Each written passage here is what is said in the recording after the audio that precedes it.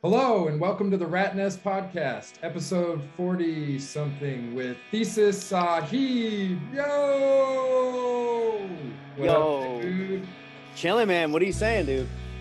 Oh my God, man. It's so good to see you, bro. It's been a cool minute. Man, it's been a long time. Actually, I was trying to think about was the last time I saw you, was it maybe like coming by to get, was Kiki staying at your house or Yeah, that something? had to be it. When me and Sully were staying at Bonnie Street House and Kiki was Yeah. staying with us for a while. Yeah. What year do you think that was? God, that had to be like 2012, maybe 2013 at the latest, because I moved up north to like Sacramento area in 2013. So it couldn't have been any later than that. Okay. I was wondering if it was because 2011, me and him got together and recorded an album, and it was in. We ended up coming. It was for Grim Image. It never came out. There's still plans actually just recently for it to possibly come out, but I think I recall like going to your place to get him, and then me and him ended up getting a place in Echo Park. That's right. I remember he was staying with Sully and I, and then got that spot in Echo Park, and you guys were working on that album. Yes, yeah. That was like probably 2011-ish, maybe. So Damn. yeah, and it was right around South by time because we were flying. We went back to South by and played there, and then came back and recorded more and stuff. So that was an interesting time. There's a lot of cool shit going on then. A lot of really cool shit was going on in that time. So Yeah. that leads me Yeah. right into it. Thesis, he is an accomplished artist, rapper, musician. I had the pleasure of being on Grim Image with him at the same time when he was bolstering his rap career. Super good dude, super good homie. Glad that he's here. What do you It's a what do you pleasure, man. what have you been up to the last 11 years, bro? Last 11 years have been the busiest years of my life. Good. Recorded that album. Yeah, like recorded that album, lost my father, which is like a big deal. Like that was part of the, we were there recording this album and I wanted to come back and see him. And then he passed, and then just like so many art shows and touring, and yeah, lots of fun stuff like that. I have this project called Awards, which is me and this producer named Funken, and he's from France. And like I was touring a bunch in Europe, and we started making some solo tracks for my album, like or tracks that appeared on my solo album. And then we were just like had a really good thing. So around 2013, we put out like an EP, and then in 2019 or whatever, we put out a full length. It's called Awards is the name of the crew. The new album's called Warm Computers. It's out on a label from London, Ontario called Animal Street Records. I don't remember if it was the EP that you guys put out or if it was the full length, but the one that you did the artwork for that was in your style on the cover. I was bumping that when it came out, dude. There's some good tracks on there. I couldn't name any of them, because I just push play or whatever, but they were all great, bro. Cool. Thank you. Yeah. Well, if it was the one that was a while ago, it's probably the first EP. Okay. And then I think that the full length is like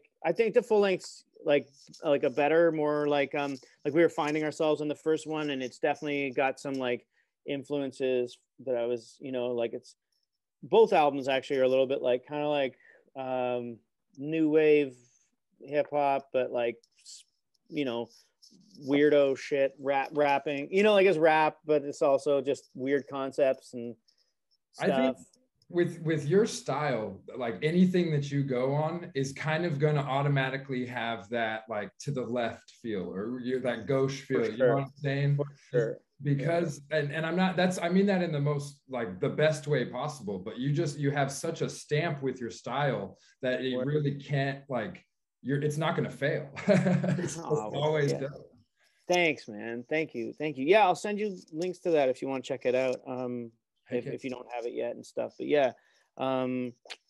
So that, and then that's one of my favorite projects. And like we did some really nice European tours, and we did some tours in Canada with Jesse Dangerously from BackBurner, which is another crew I'm a part of. we've been working on our third BackBurner album, and it's actually coming out any day now on Black Buffalo and Ham Solo Records in Canada, which are two great labels to be a part of. And that's BackBurner is like kind of like a Canadian-wide crew. It is all Canadian from the East Coast mainly, but some members in Japan too, but their origins of Nova Scotia. So you're London, right? London, Ontario. Yeah. Ontario, yeah. Okay. Yeah. So it's like my house is basically right in between Detroit and Toronto. So I'm 2 hours either way. Oh, right on. Yeah. We actually just interviewed a comic book artist from, where was it? He's just outside of Ontario. He said he's like 30 minutes from London. Dude, he was saying the scene up there right now, like as far as art is going, is just exploding. Yeah, it's dope. I mean, COVID's really bashed everything about and made it pretty weird, but yeah, I mean, it's cool. Yeah, it's definitely good. Yeah. So with awards, and then you're working on another album with another guy up in Canada right now, aren't you? Well, that's the BackBurner album. Yeah, so that's the BackBurner project. Yeah, BackBurner project, and then so that's coming out. That's like, I don't know if you know like the Toolshed stuff or Swamp Thing. That's like their newer kind of project. Toolshed, Swamp Thing, Jesse Dangerously, Ghettosocks, Wordburglar, more or less Frank Deluxe, Dexter, Fresh Kils. It's all of these guys. I know I'm missing out like people I'm gonna punch myself in the face for.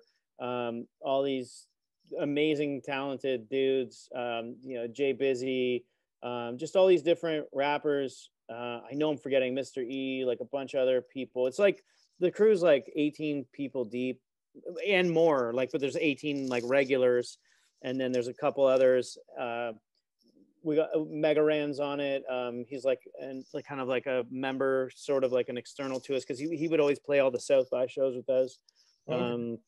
And Nilla's basically a part of the crew too. She's a really dope Canadian rapper. Like it's just tons of cool stuff from Canada. Like Decisive was on the earlier album. I don't know if he's on this one. I don't know who I'm forgetting. I know I'm forgetting someone. I'm gonna get off and be like, oh, you know, like, of course. But yeah, so that's coming out. And then like KDI Kiki, who we were talking about earlier, like that project could possibly come out. Like it's supposed to be happening. It needs like another mixing job done on it, which I don't know. We're still trying to figure that out. And then it would maybe come out in some kind of format. Craig's interested in putting it out in some interesting way. Cool. Dude, he's such a good guy. Like he stayed over at the house like on Bonnie and that was the first time I really got a chance to meet him. Obviously, he's East Coast. I'm over here, never really been on the East Coast. So getting a chance to just chill with him and like know a dude, like live with somebody for a month when you just first meet him, you get a chance to really know someone. And dude, Kiki is such a good guy, like heart of gold type of guy. Oh yeah, definitely, man. Yeah, it was crazy too because like I'd hung out with him a bunch. I was into his music. You know, we were friends and we had a lot of friends in common. But you know, I lived with him off and on in Echo Park for months and months. I had to go back to Canada and then come back again and finish the album. So we went through some crazy shit, and that was really fun. Like even having the other Grim dudes and like you know, Tumex and Cinco come by all the time, and like they're right up the street from you there. Totally. Yeah, they were taking us out to the grocery store or to like a taco truck or whatever, you know, just like fun stuff like that. And we recorded the album on Big Just's, like you know, Big Just from Company Flow. We were recording on his gear because Kay had done like a project with him, like a project and like edited a project for him, so he had all the gear, so he came by the crib to like lend us gear and stuff. So it was kind of like pretty cool. And Those are like exciting memories to have, you know what I mean? Those times where you're staying in a house and just crushing music every single day, getting to hang out with guys like Two Mix and Cinco, and like just every single day is another like extraordinary page written in the book of life. Totally, man. Totally. Yeah. It was amazing. I mean, that's the cool thing about, you know, the area you guys are in too, is there's so many talented people out there. We're you super know, lucky. yeah, like around the corner is like the next best rapper you've never even heard of yet, you know, and then down the street's a legend, you know, so Right. it's pretty amazing. But it makes it tough though to make a name for yourself, because you know you're Definitely. swimming in a pool of talent. You know what I'm saying? Totally. And we had like, you know, especially then was really awkward too, because we did have a lot of like outside label interest, right? And I mean, of course, we were going to do it filtered through Grim, Right. but Grim would be down with us pushing it to as hard as we could, and we did have a lot of outside label interest, and it was like even to have those meetings was super hard, you know. And we'd arrange whole, you know, we'd put off whole days of stuff waiting for so and so to come by, but then their label is folding secretly, and they can't tell you that, you know, and like all this crazy stuff. But then there's other competition, they're like, well, we want to put out these albums and do this or whatever. But yeah, so yeah, it's funny being out there like that, you know.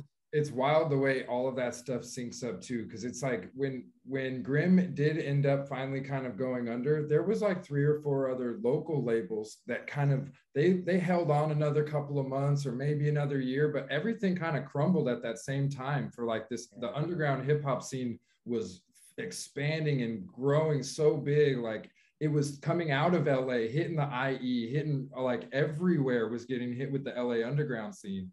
And it was almost like the precipice just finally burst and like it all fell in on itself. And now the only ones left are the diehards, like the ones that were actually like dedicated.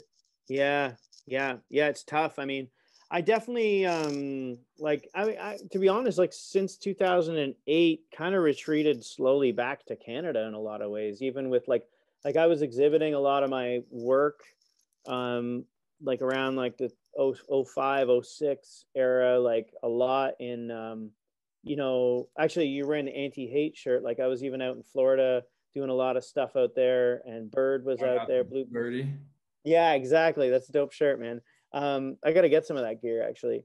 But yeah, Bluebird was like getting me shows out there, and I had some other connections, and I had shows out there, like music and art. Like Bluebird was helping me out with all that shit too. Like yeah, all these cats out there that were super cool. And then it was like 2008, also like the housing shit or whatever we want to call that, you know, kind of burst and wrecked a lot of stuff, you know. And yeah, I kind of sort of retired from trying to do too much of anything in the States at that point, you know. Makes sense. Yeah. And then just kind of got in this thing where I was like working locally more here in Canada, you know, and like just developing more like larger sound pieces. Yeah, and like that kind of stuff, and like getting into like the sound more, like stuff I was doing for a long time, but really just got heavily more into it in the last bunch of years, and making like, you know, you know, huge like bigger collaborative sound machine things and stuff. I'll send you some videos, you can check them out. Yeah, if you want to. Do you think that's you made that shift because you were kind of focused and staying more in Canada, or do you think it was because like that's the way it shifted for you, or the United States being down here kind of pulled it like you away from your workshop so you weren't able to do that, or what do you attribute to that? Yeah, being at home in Canada more and having more time for that slowly snowballed into like kind of bigger exhibitions too, where they would allow, it was like less commercial gallery stuff and more like kind of government funded or like you know, privately funded shows where it wasn't really relying on selling pieces so much. Sure. It was where I did have like a selling artwork career, but I enjoyed being able to make stuff that would be like the public would come and people can play these things and come to a museum space, and you know, like that kind of thing, and kind of pair that up with like workshops and So for the people that are listening that may not know or be aware of what you're doing, when you're talking about like being in an exhibit and be able to play or making this soundboard, like, can you explain to people like that have no idea what it is and how you integrate like the sound and all of that into your art? Yeah, definitely. So, you know, like I rap, I'm into, like I was doing chiptune production on, you know, Game Boy, making beats on Game Boys, still am. And then I got into circuit bending, which is like taking children's toys and like opening them up and checking out the circuit board and like just making connections to make weird noises. And then you put in triggers, different triggers that make the noises or make them light sensitive or whatever.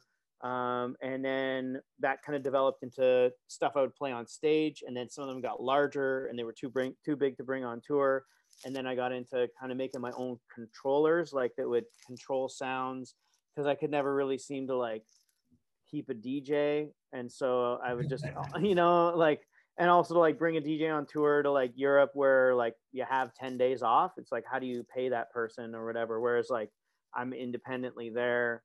So I would try and make kind of my own orchestra that would play with me. And so I was making all these like, you know, joystick controller, magnet activated little sculptures you could move around that would start noises and stuff like that, and then play the Game Boy with it. And instead of, you know, using turntablism, it's like another way to kind of, you know, make your shows more expressive or show that you have control over the beats or, you know, like this kind of thing.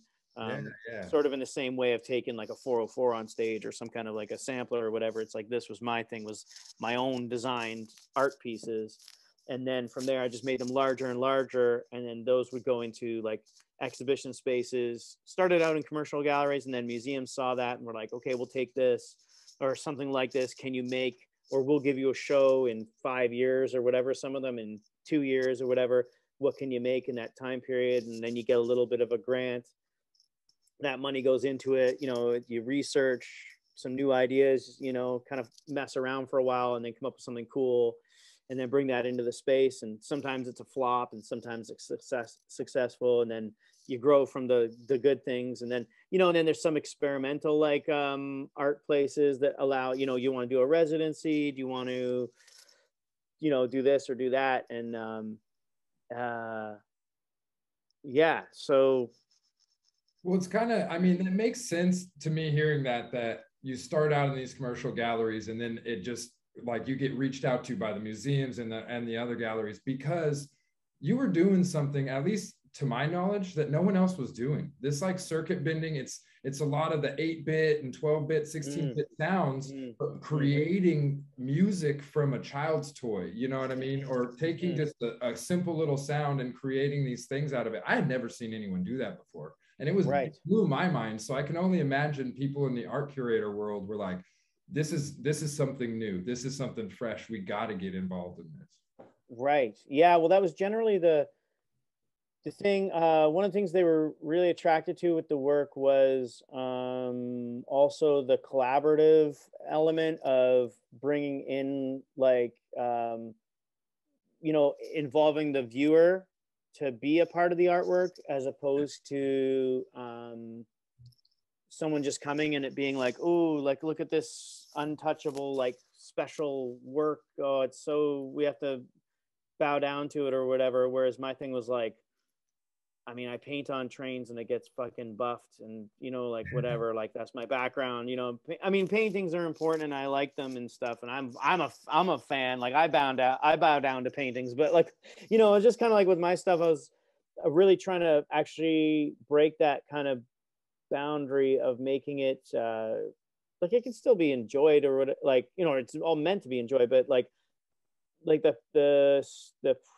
not that it's not precious or whatever, but like, you know, like break that boundary of rules. You know? It's not like, untouchable anymore, right? It's like part of like you, yeah. And of course, like the crazy thing is like it goes, I'm like, oh yeah, it's, you know, break those boundaries. It's so stuffy and everything like that. But then the next minute, it's like people are touching my paintings and like pushing over sculptures and stuff. You know what I mean? So it's like, okay, I took it that far. And then it's like, oh, the graffiti guy's artwork got vandalized. And I'm like, yeah, fuck. I mean, you know, it happens. But then it's like insurance and all this shit like that. And like, I just had a show recently where some kids were like pushing over. I made these sound towers. You like walk around and your body, depending where you are from them, like the sound changes as you get closer. And then there's an object you can put on top. But because of COVID, they wouldn't let you touch the object. But then people were walking up to it and kids were like freaking out and like smashing them over and stuff. And yeah, like pushing over, like kept getting pushed over. And I was like, oh shit. Like, so it was kind of funny, but gotta bolt them down. So, yeah, man. And they did, and they still got pushed over. Oh, like it's just kept going. Yeah. It's like just different kids, you know. I've had shows in public parks, and I started making inflatables. Inflatables with like sound elements tucked into the, like little pockets and stuff. I'm actually working on a new one of that right now, but yeah, like little inflatables or big inflatables, and like kids just go like nuts on them, and like yeah, I had them in like street festivals, and like bros are just walking down, like you come around, there's a fucking bunch of bros and they're like punching it out. I'm like, dude, like what? That's my art installation, guy. yeah, exactly. So yeah, crazy stuff like that. I don't know. I'm trying to find, this book came out a little bit ago. It's impossible to get. No one can probably get it anymore because they only made a couple copies. But it's like those are the sound towers. This stuff's on my website if you want to check jameskirkpatrick.org or whatever. But those are the sound towers. There's like explanations of them and like stuff, and like that's them in this like larger space. That's one of the awards videos playing in the background too. Oh, right. Yeah, and like your installations, like you actually have some of your toys there that people can go play with and like interact with on like out on stations. 100%. Yeah, definitely. So definitely. That's the whole thing. I'm like, you can come to the show and play the artwork, and then like they have to kind of like show like, you know, hey, you can touch this gently. You know what I mean?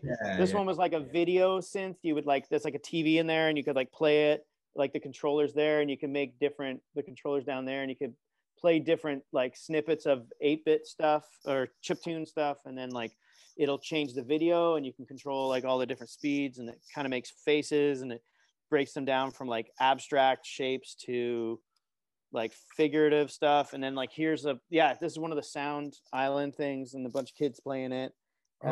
Exhibitions. So these things, like the dials control, like one's a snare, the other one's like, or actually, that one, there was a kick and snare, and then the bass tones and the kick drums. Snare, hi-hat, kick drum, and like different things. And then you take some sculptures out and you put them in another place. And I can send you a video check out about that if you want or whatnot. And then you can post up all that, man. I love seeing those because like when we're talking about it, people hear sculpture and they hear sound thing, and you might have an image of it, but realistically the stuff that you're creating, it's identical almost to your like painting and your artwork and the style that you were able to create there. So there's this like awesome cohesion between your murals and your painting and the style and the characters that you use there, and then it morphs perfectly right over into these like sound sculptures and the other side of the art that you're able to do. Like, man, it's so rad to see basically a live version of a painting that you did or something. Word. Thanks, man. Thanks. Yeah, and it's kind of funny because like, you know, if I was to like just make a sculpture, it might even look kind of different. But the funny thing is, it's like I'm taking like my influences are, I mean, besides other artists that I like and stuff, like the toys that I'm working with, like I start getting interested in the colors, the shapes, and I choose toys because they're rigid, right? Like it's not just for the nostalgia, it's because they can deal with a beating, you know, like it's meant for like little kids to be like skidding across the floor and like smashing and stuff, right? So there's like a rigidity and a strength to them.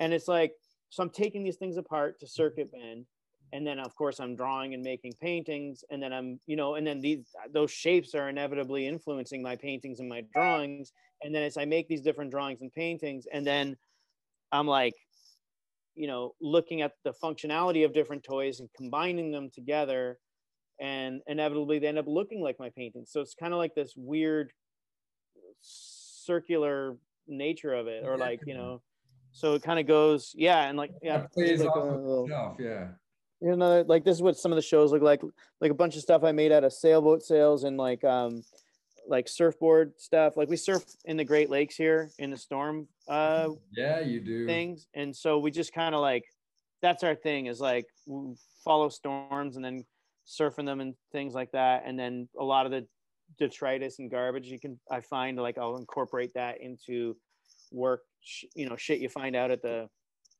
lake. oh, And really? interesting weird stuff. Yeah, so that kind of fits into a lot of the work, and a lot of those are made out of old like sailboat sails, like discarded sailboat sails, and different things like that. You were like repurposing stuff to be able to use. Yeah, really been into that shit for a while, actually. That's how I first met Craig. Was he was at an exhibition I did with Anticon, and he bought a bunch of my found object work. Actually, he bought some stuff from this one series here. I'll see if I can find it. Yeah, that's Craigie from Grimm, right? Great, so, dude. We just interviewed Tumex like last week. We were talking about Craig. Okay, dope. Yeah, for sure. What they're doing is awesome. Heck yeah, dude. Those NFTs and the secret saviors of hip hop, like just keeping stuff alive, bro, in the new medium. Yeah. So like, I mean, the intention is that that's what me and Kiki's album is going to come out as. Oh, dope. You heard it here first. I mean, no, Kiki's been talking about it too. So it's cool. KDI. Yeah. So like, that's like, I mean, I've been a fan of that project for a while, and we were promoting it a lot on the show that I was doing with Jesse Dangerously, the Imaginary Wednesday, right? So. Oh yeah, Imaginary Wednesday. We're gonna get into that for sure. Sure thing. Yeah, I'll show some of the earlier found object work. I mean, this is all my work. Yeah, sorry, I didn't mean to distract from that. No, it's all good. Yeah, no, for sure. But yeah, that's the older stuff. But yeah, so Imaginary Wednesdays, that was the show that me and Jesse Dangerously were doing for a long time. And it was kind of, well, I mean, it was, okay, so I'm going to backtrack a bit and like, all right. Yeah, me and this guy, Jesse Jacobs, who's this amazing artist from here. He's an amazing comic book artist. He made a video game. Spinch, right? That's the Spinch is the video game that you and the dude, or he was working on and then kind of brought you in on. Yeah. So there's this. Yeah. So my friend Jesse Jacobs, he's an amazing comic book artist. Check out his stuff. Like, you won't be disappointed. It's printed all over the world in different languages, but for our audience, probably English is what they'll be looking for. But it's out there. And it's awesome. And I just saw him today, actually. But he started this video game called Spinch, working with another company called Queen Bee, that's out in PEI. And the game was really developing into this amazing thing. And he asked me to hop on board and do the sound, because he comes to my shows, we hang out. He likes the 8-bit stuff. And so I was like, yeah, I'll produce an album, or I'll produce all the soundtrack for that. And in fact, we already had some songs from the past that he wanted to include, some stuff that kind of like other versions of it appeared on like little rare like releases or different things, Yeah, so there's some that he was like, I know this song, this would fit perfect for this level. And I'm like, okay, cool, like let's do it. And then it just got bigger and bigger. We got more levels, and they were going to festivals, and it caught on, and Nintendo Switch picked it up. So they were like, let's do this. And I was like, all right, I'm going to really flex on this and make more songs and,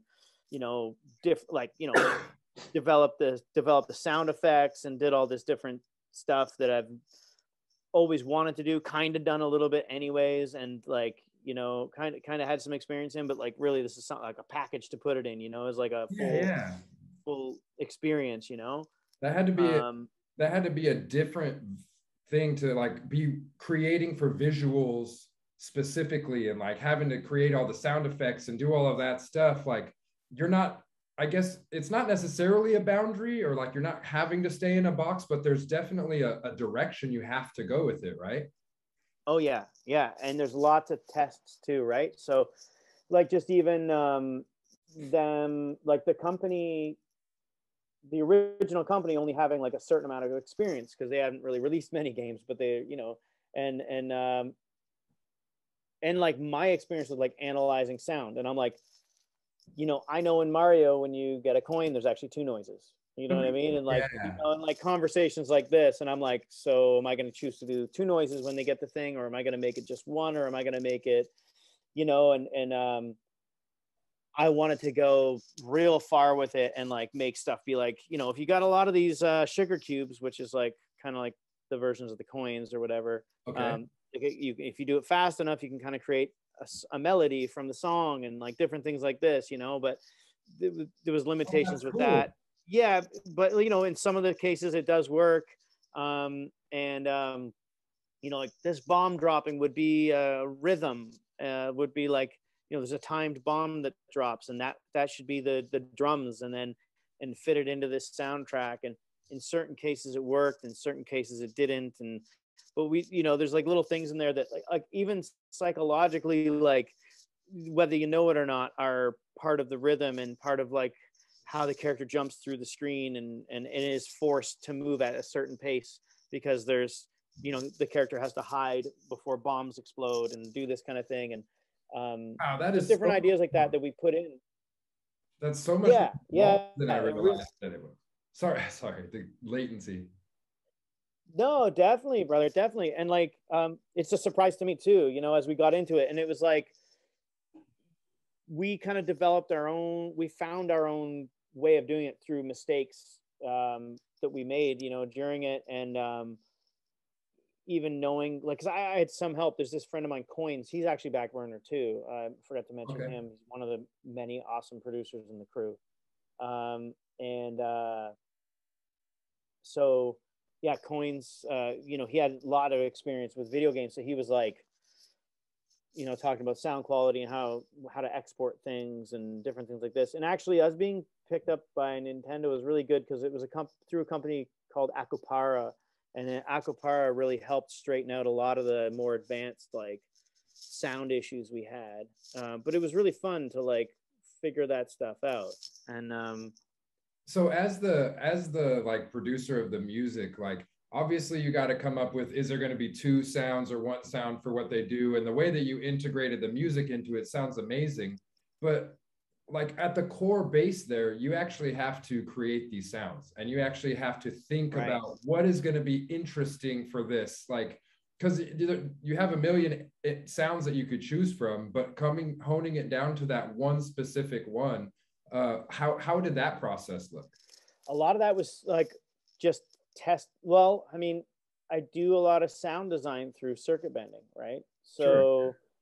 Which in a sense is sampling, but it's a sampling. It's like kind of crushing a sample or slowing it way down or speeding it way up. That combining that with like, you know, different effects, and combining like several circuit bent sounds at once with like a composed 8-bit sound as well, you know, like and then like a little bit of like I used some instruments too on it. I played the OP1 quite a bit on it. That's an instrument from Teenage Engineering. I played that quite a bit. There's some, you know, there's some modular synthesizer stuff in there. So they just let you do your thing, right? They weren't like trying to dictate how it sounded. They let you create it. In a lot of ways, yeah. Like, I mean, ultimately it was like, it's sort of like Jesse Jacobs, who's like the visionary for the whole game. It's his characters.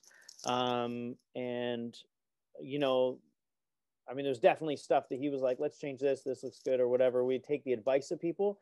But there was a lot of us being like, no, we're sticking to this and we're going to make it this. And, like, you know, there was a little bit of like back and forth and like in the most like loving way possible. You know what I mean? Like as creative back and forths go. And so, you know, I was sticking to the vision of like, no, this is what we want. This is the idea we're trying to give off. Because I mean, that's the thing too. Like Jesse, you know, sometimes music fans know exactly what they want. Do you know what I mean? Right. Like, and he knows what he wants. He's like a critical music listener, you know? So he knew, you know, what was better. He came to you for a reason for it, obviously. Like he was a fan and he wanted that sound and knew that your sound would work with what he was doing, right? Definitely. Yeah. And so from there we took the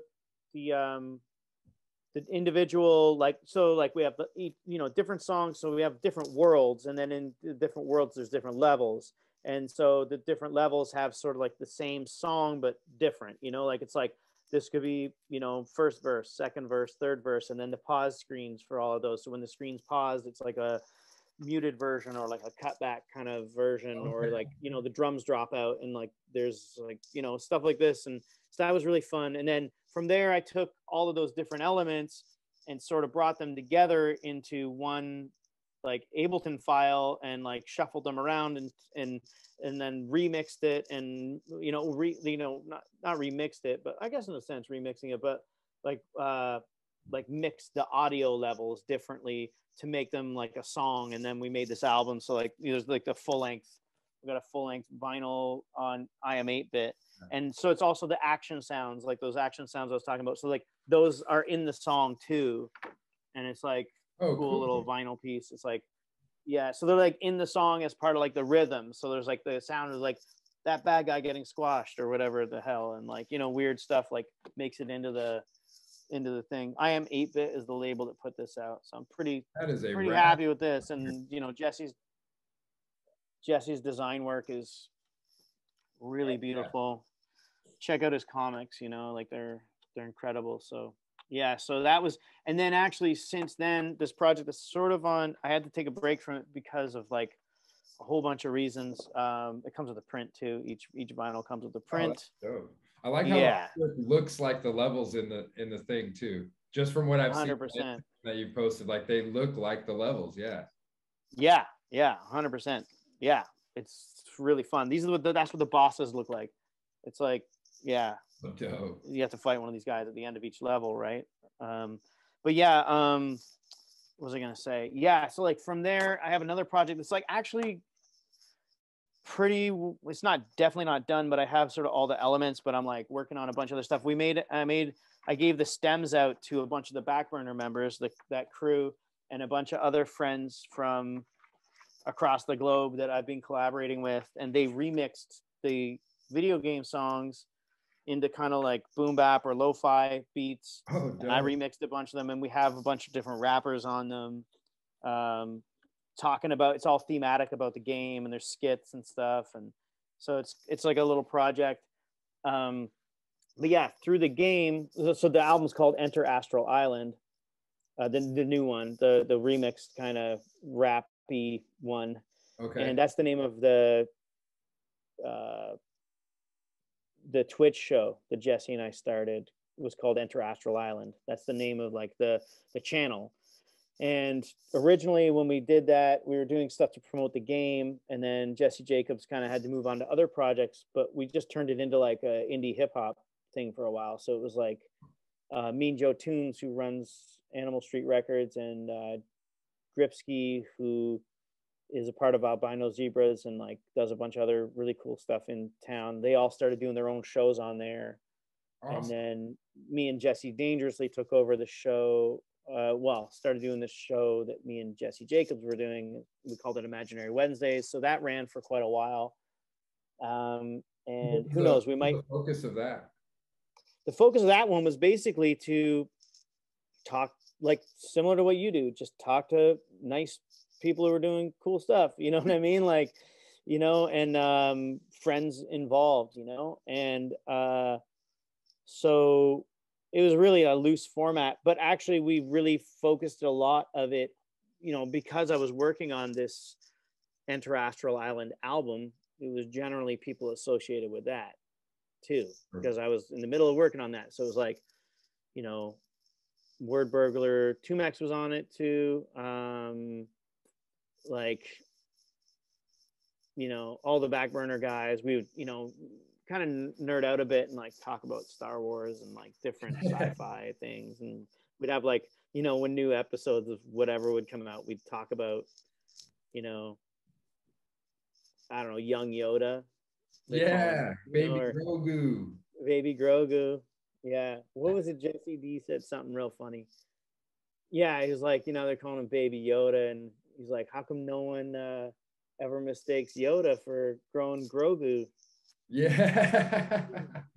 He's like, how come, man? Anyway, so stuff like that, like just different musicians, people who had developed their own, like other kind of circuit benders. We had Edison on. Edison, if you guys don't know Edison, he's an amazing producer. He produced me and Bluebird's album, The Swashbuckling Napoleons. Okay, great music that stuff is, dude.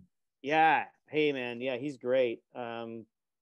He's a very, amazing guy. He actually did some stuff recently for Rob Sonic. Do you know Sonic Sum? Rob Sonic. He's in this. He's like same crew as like Aesop Rock and that kind of thing. Okay. Pretty like legendary, like amazing rap and poetry, and definitely check out Sonic Sum and Rob Sonic. Yeah, so Edison did some stuff. Edison did some stuff with. He toured with Aesop Rock in the beginning. Okay.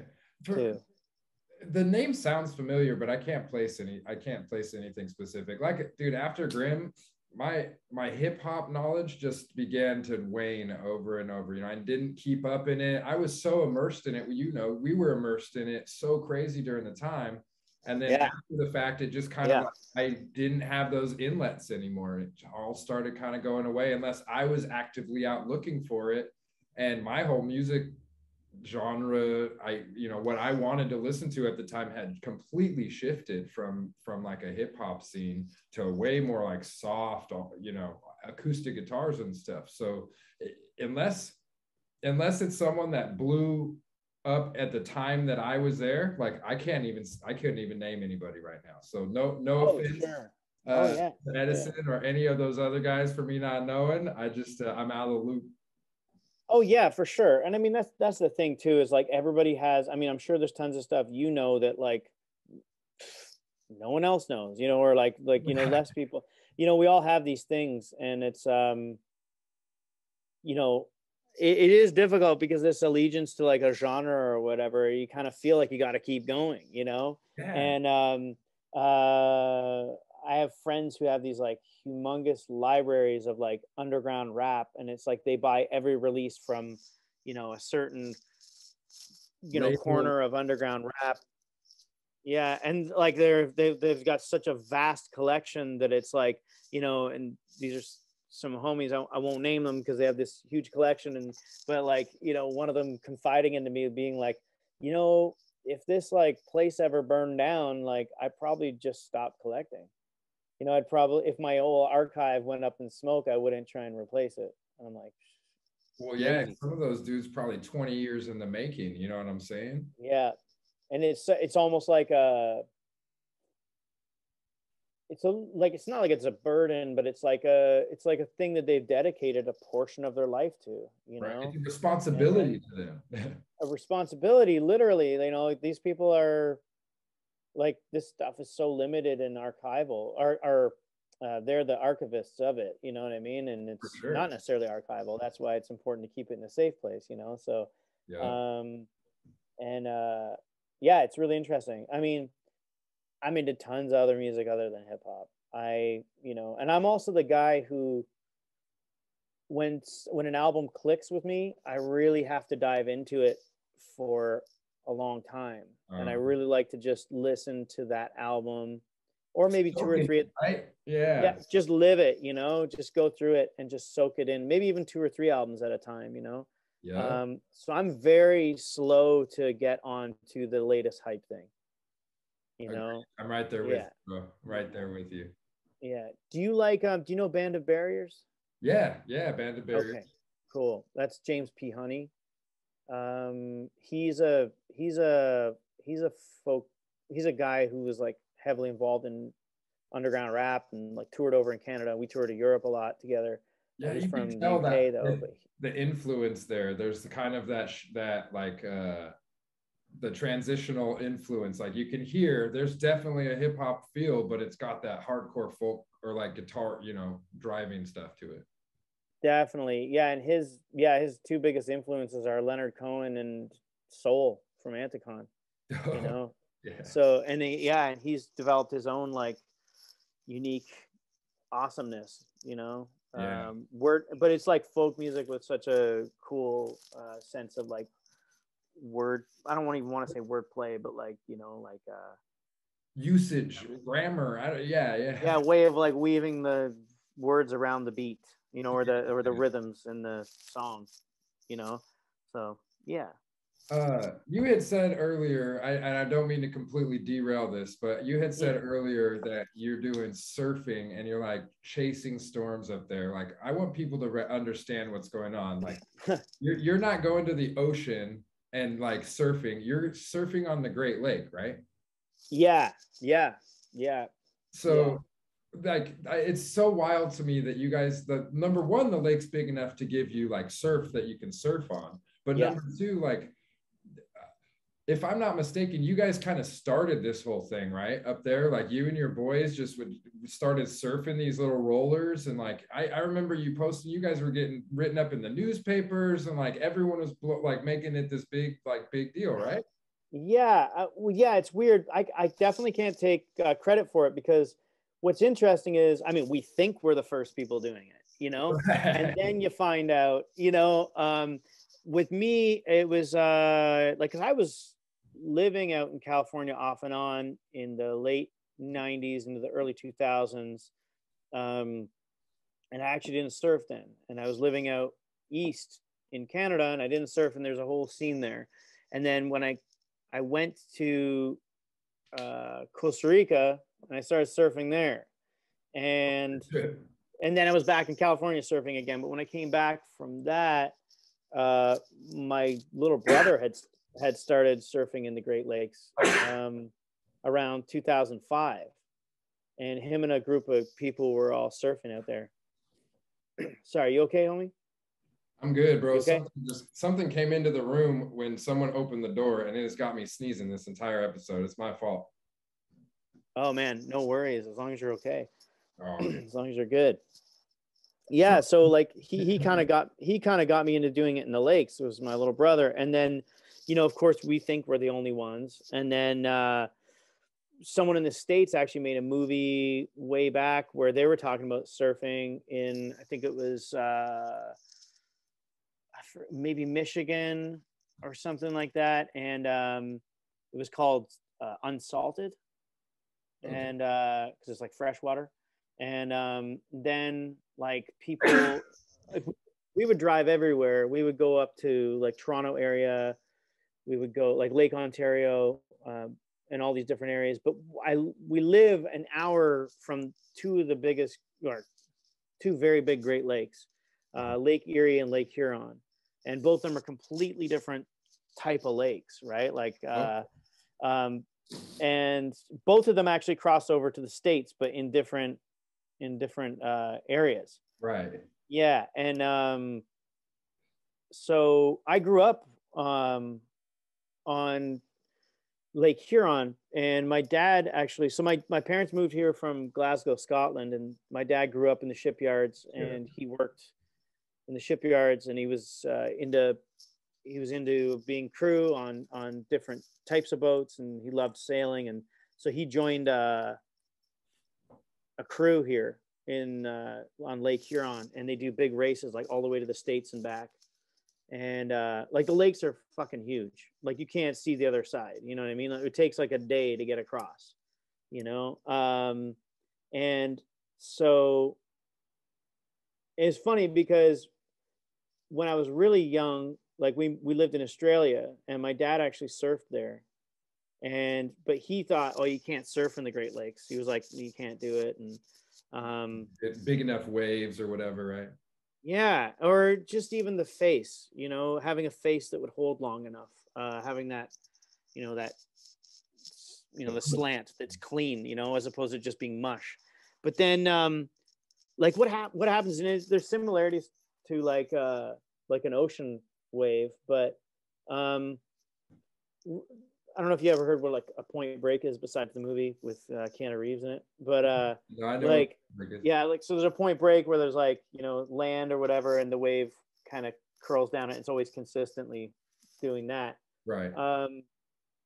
And we actually look for something like that, where a land formation, and generally the wind will be blowing, like, let's say here's the shore, and then here's kind of like the point, or a land jetty, or like a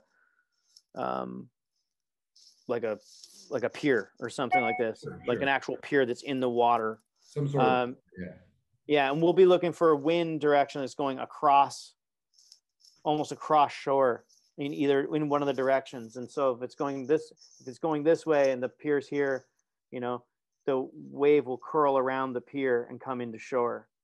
So it'll go across, but it'll kind of like curl in. It's very weird, and it'll pull into shore. So it'll kind of create simultaneously, it'll bring a big wave in, but then that crosswind will also make the face of the wave stand up more too. Oh, okay. And in the ocean, you look for an offshore wind, a light offshore wind that makes the face stand up. So the chances for us to get an offshore wind is very minimal. So we look for a cross-shore wind, and that makes the face. But when we score big, it'll be like, blowing inland, and then all of a sudden switch offshore. So sometimes it'll go all night. And actually we try and like even look for like wind that is on the other side of the lake, right? So sometimes it'll be wind in the States that's actually just tossing monster waves our direction, but they start to clean up as they come closer to Canada. And then if we can get any kind of an offshore wind, it'll make them stand up. And it's like, sounds impossible, but it's like, sometimes I'm surfing like once a week, twice a week. And sometimes it hits between the two lakes, and then because both of them operate on kind of opposite wind directions. And then there's multiple different jetties that we go to. Like there's one special one that operates on this east wind. And then there's another ones that are like southwests, and there's other winds that are other spots that are north wind and west wind and different. You had to like become a meteorologist to be able to go surfing. Oh yeah, for sure. So whenever like we'll surf right now the lakes are all frozen. Sure. But we can go sometimes all year round, like rarely, but usually it freezes up in February. But like, we wear pretty thick suits. But actually, to be honest, like I wear a 5 mil suit, which is what I would wear in like San Francisco. Oh, so even though it's cold. Sorry, what's that, man? You're crazy. You're crazy going out. Yeah, but it is kind of stupid, to be honest. But like, every year I'm like, I'm probably not going to surf into winter. Like this year, I don't need to do that. And then, you're surfing in the summer, you're having a great time, but you're like, I wish the waves were a bit bigger. And then you go into fall and you're like, yeah, they're getting bigger. And then you get that like thirst for some bigger waves. And then you're like, okay, I'm going to stick it out till at least the first snowfall. And then you're like, oh, it was really good. And then you kind of keep going. And then the next minute you're like, just everybody's got their picture of their frozen beard. Completely iced over, right? Iced out. Yeah, totally. You're truly iced out. Yeah. And so it's super funny. But yeah, it's just like a really fun thing to do. And it makes you feel like you're always looking at wind directions and stuff, and you're always searching, you're always driving around in nature, and then you get in the water and you're like, I don't know, it just feels really good. Surfing's the best thing ever. Like I surf in oceans too. Like I take Sure. trips to go, and I try and make arrangements to be like working in a spot that has surf or whatever, So that's so dope though, man. I'm stoked. Those types of hobbies make our lives better, bro. Especially when your hobby like music or art becomes your livelihood. You got to find that side hobby, something that's not for a hustle, something that's not for a paycheck, just for fun, for enjoyment, Totally. Yeah, it's definitely medicine having something you enjoy, That's fun, dude. Yeah, well, I think you love like that. Just about wrap it up. I really appreciate you all your time, bro, and sharing so openly with us about everything. That's super cool. I'm stoked to hear that you're still like working with your boys and still putting out music and still circuit bending. Like I love seeing it, man. Thank you, man. Thank you so much. It was an honor getting a chance to talk to you, and great to see you again too. Really good seeing you too, man. The pleasure was absolutely on this side of the screen. Before we go, why don't you tell them where they can find like your Instagram, all of your art stuff, where they can download Spinch or buy that, check out Imaginary Wednesdays, all of that stuff that we talked about. Let the people know where they can find it. Okay, cool. Spinch vinyl is available on I Am 8-Bit.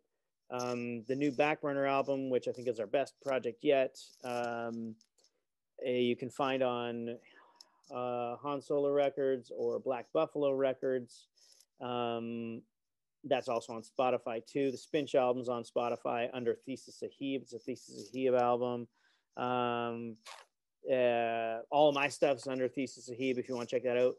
My favorite project, of course, is like currently is like, you know, the newest, or like, you know, my favorite rap kind of vocal project, I guess I would say, is the awards one. It's called Warm Computers. That's like my favorite one if you want to hear my rap, singing, vocally stuff or whatever, and Funkin's really awesome beats.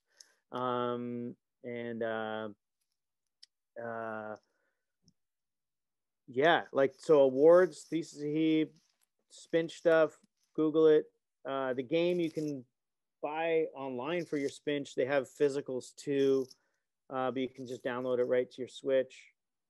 And my website is jameskirkpatrick.org, and you can check out like old work that doesn't even exist anymore, and like sound sculptures and you know, stuff to look awesome. at. Yeah. Anything showing right now? Any place? Not really. Yeah, I'm just like figuring out some new work and trying to finish some projects, just catching up on some stuff. And you know, it's pandemic still here. It's like super snowy. I'm cross country skiing with my girlfriend and my homie Kelly, and like, you know, and like I got dogs. I walk on my dogs. I'm busy doing that, and you know, hustling a couple paintings here and there and some stuff. So yeah, just like I have a whole bunch of museum shows lined up for the future, and until the snow melts though, right? Yeah, and everyone's adjusting their schedules because of pandemic stuff. So sure. You know, everything I was supposed to do this year is pushed back like 2 to 4 years now. So yeah, so wild, man. It's pushing everything. Yeah, it's crazy. It's crazy, and yeah, it's nuts, and we're seeing it take its toll on people, and I don't blame them, and it's crazy. But yeah, everybody, I hope you're all safe, and I'm glad to see you're safe and still doing well. And likewise, bro. It's great seeing that you got a smile on your face. You're still standing up, taking it, man. It's good to see it. Thanks, brother. Shout out to Matt too, and yeah, Ratnest forever, homie. Ratnest. Hey, thank you so much. Seriously, Thesis, I appreciate you, dude. It means a lot that you took the time out. I'm stoked we got a chance to catch up. And on behalf of me, Matt, and everybody at Ratnest, thank you very much. Thank you. Peace, man. Peace. Bye. This has been another episode of the Ratnest podcast. You can check out every episode on YouTube or Spotify or Apple Podcasts, wherever you get your podcasts. Go to ratneststickercode.com for all the prints, zines, stickers, and all that good stuff. And yeah, later.